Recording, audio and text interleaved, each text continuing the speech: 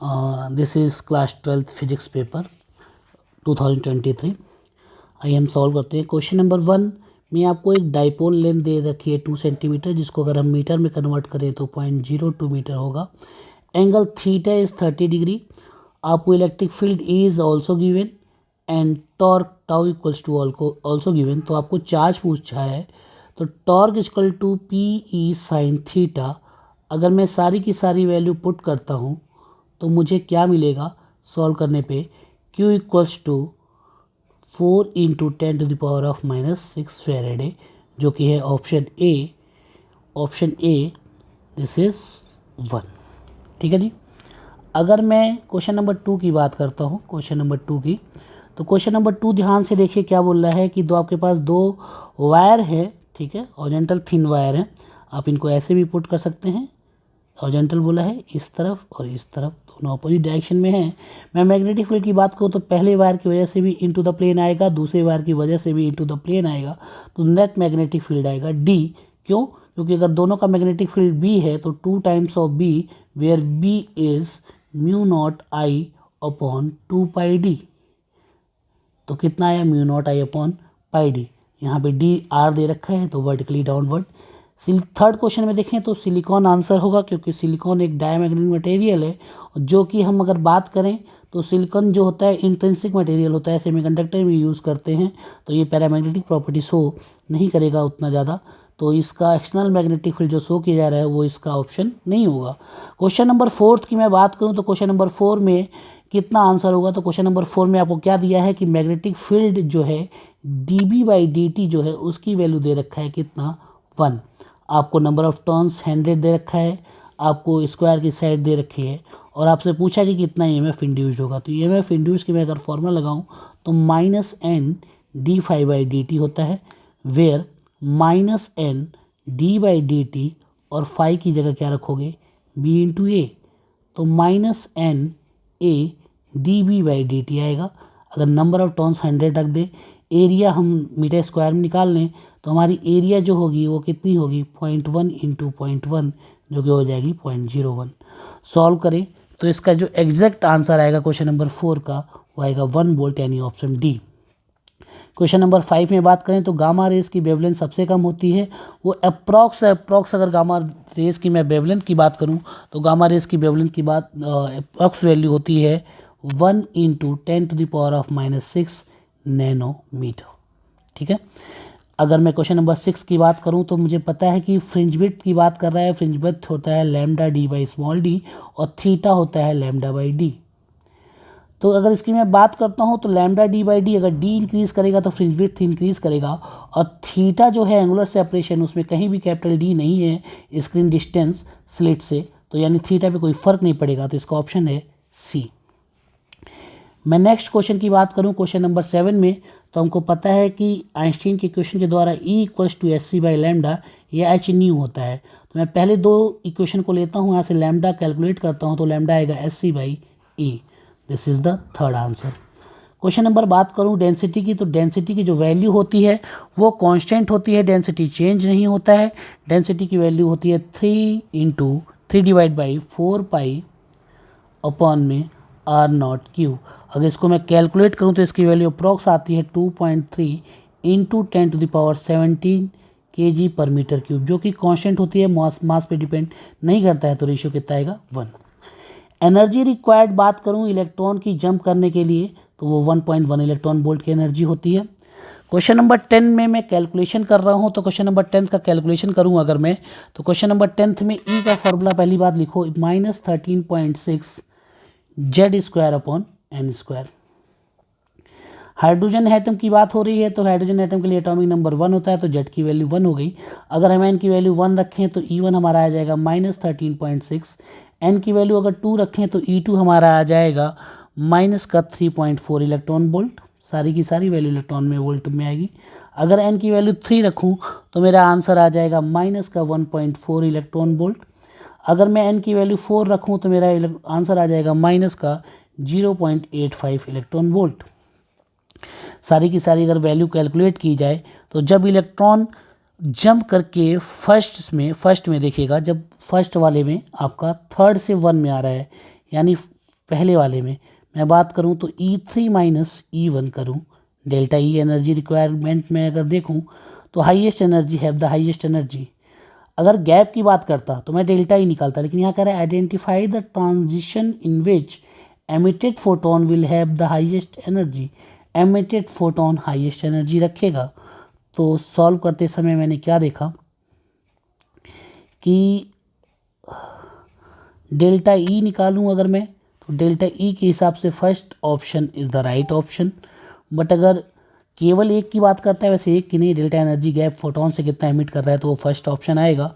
और यहाँ पे देखिएगा lambda equals to question number 11 में h बाई पी होता है, वेल h इज़ कांस्टेंट, ये कांस्टेंट वैल्यू होती है।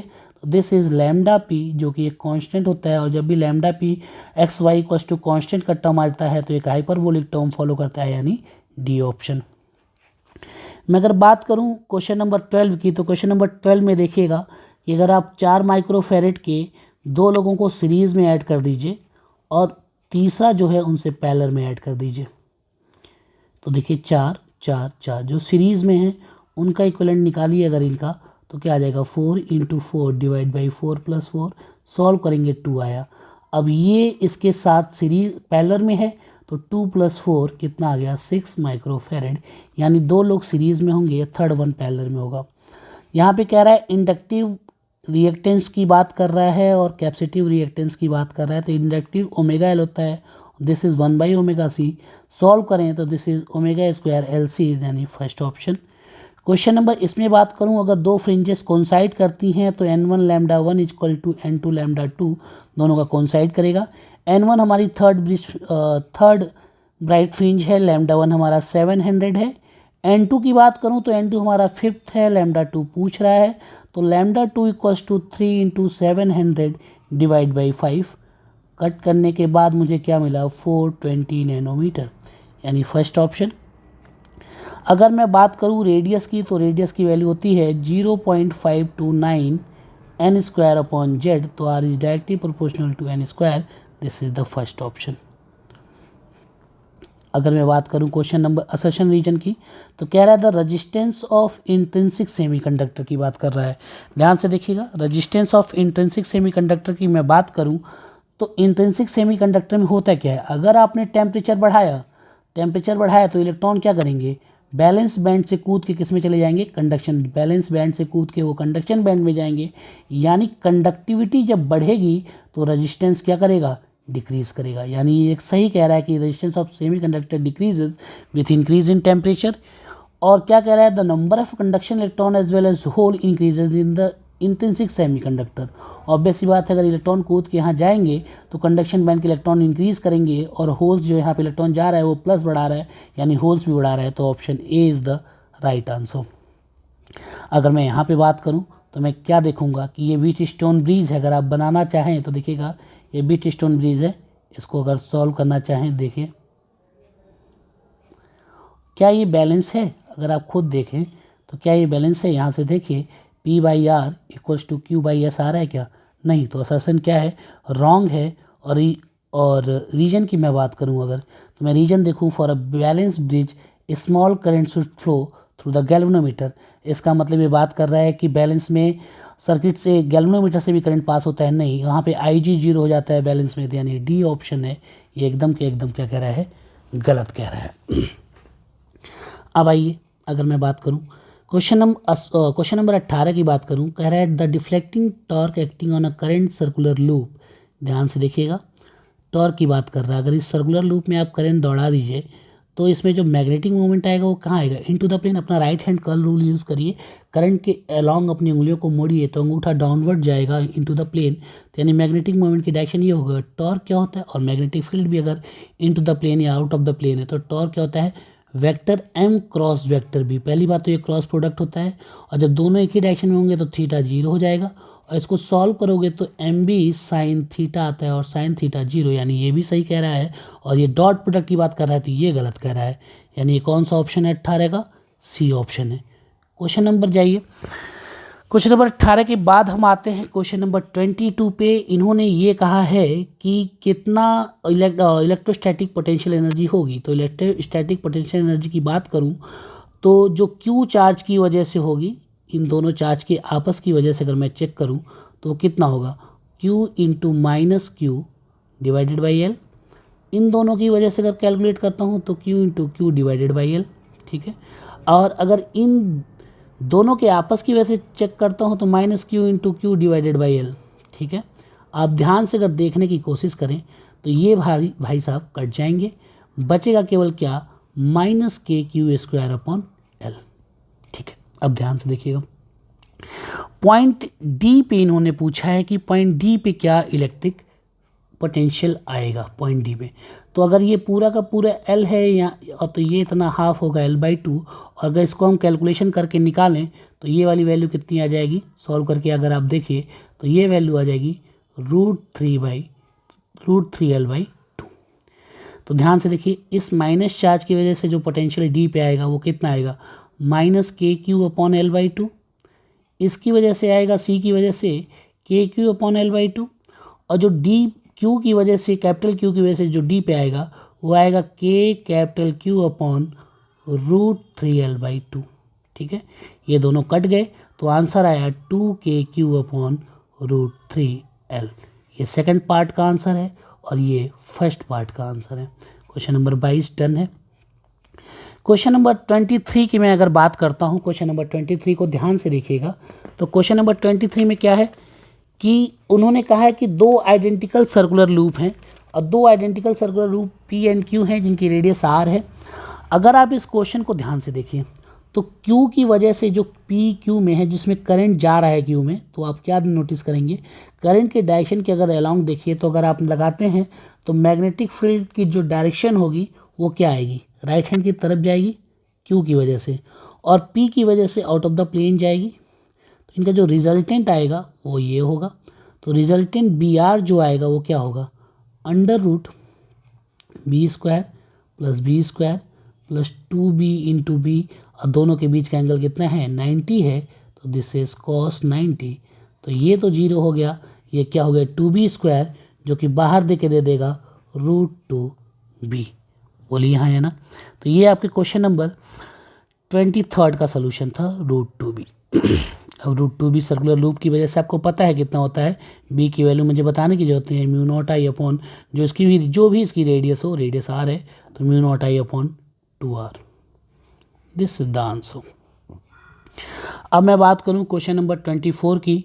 तो क्वेश्चन नंबर 24 देखिए ध्यान से, क्या कह रहा है कि दो कंडक्टर हैं जिनका सेम मटेरियल है, इसका मतलब रजिस्टिविटी सेम होगी, लेंथ दोनों का सेम होगा और लेंथ सेम होगा, तो यानी R इजकल टू ρL/A की मैं बात करूं तो ρL/A की बात करूं तो यानी अगर R1 और R2 को देखूं तो R इनवर्सली प्रोपोर्शनल टू क्या आ रहा है, एरिया आ रहा है।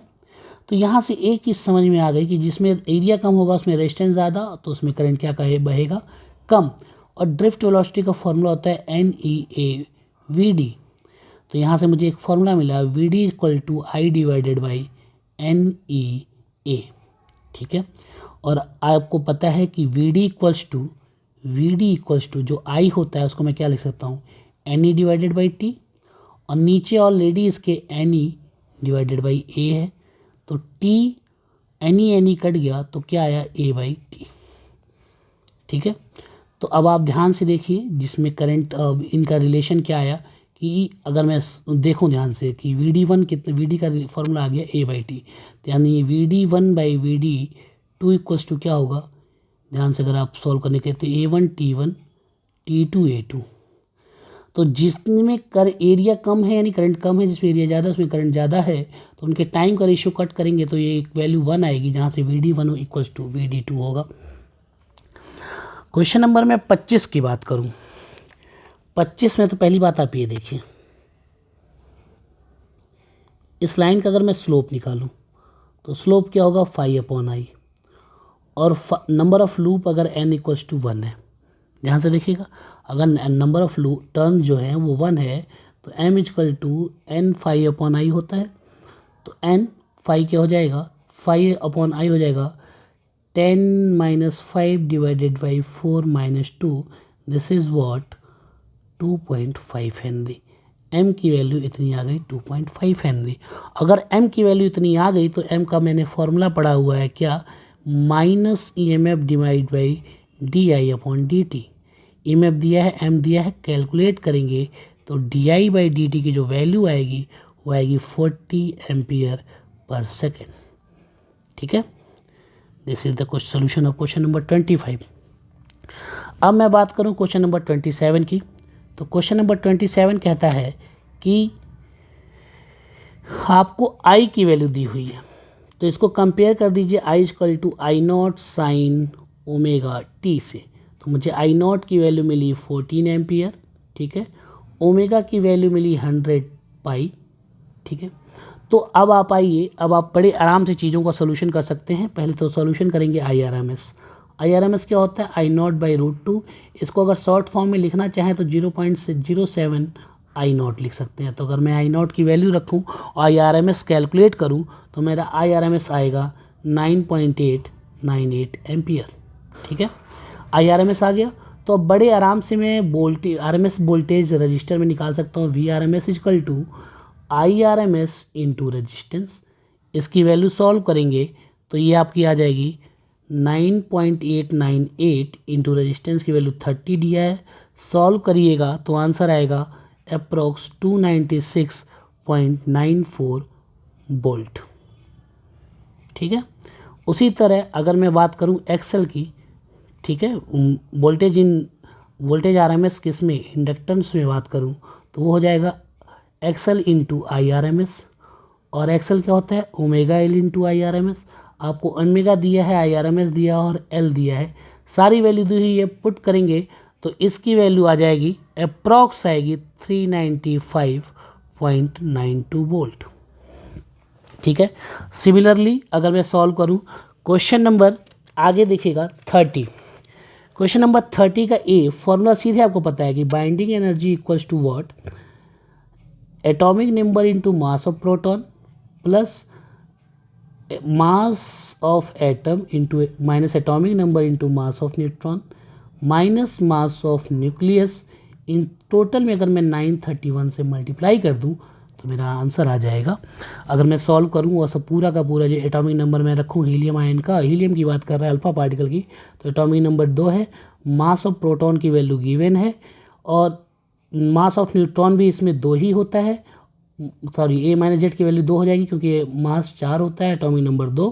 तो मास ऑफ न्यूट्रॉन रख दीजिए माइनस मास ऑफ न्यूक्लियस दी हुई है नीचे ये, और इसको सॉल्व करके 931 से जब मल्टीप्लाई करेंगे तो अप्रॉक्स आंसर आएगा 2.809758 मिलियन इलेक्ट्रॉन वोल्ट।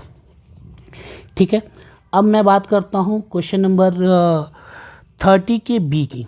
30 के बी की बात करूँ कि इसमें कितनी एनर्जी रिलीज होगी, तो सीधे सिंपल सा फॉर्मूला है कि जो आपका हैवी न्यूक्लियस है 240, उसमें मल्टीप्लाई करिए बाइंडिंग एनर्जी पर न्यूक्लियन का, और इसमें से माइनस कर दीजिए जो छोटे छोटे न्यूक्लियाई टूटे हुए हैं 110 इंटू 8.5 प्लस 130 इंटू 8.4। आप सॉल्व करेंगे तो ये वैल्यू अप्रॉक्स आएगी 203 मिलियन इलेक्ट्रॉन वोल्ट। ठीक है, क्वेश्चन नंबर 35 का सेकंड में अगर मैं देखूं, 35 का सेकंड, तो देखिएगा 35 के सेकंड में क्या कह रहा है, ये इसका कैपेसिटेंस C1 अगर मैं लिखूं तो C1 क्या होगा, K, इसका कैपेसिटेंस कितना है 2K epsilon not, area A है, D की वैल्यू D/3 है। सॉल्व किया तो 6K एप्सिलॉन नॉट A/D। इतने को अगर मैं C मान लूँ तो ये कितना है 6C, C1 की वैल्यू। सिमिलरली सॉल्व करूँ C2, capacitance K, dielectric constant K दिया है, एप्सिलॉन नॉट A, डिस्टेंस दिया है 2D/3।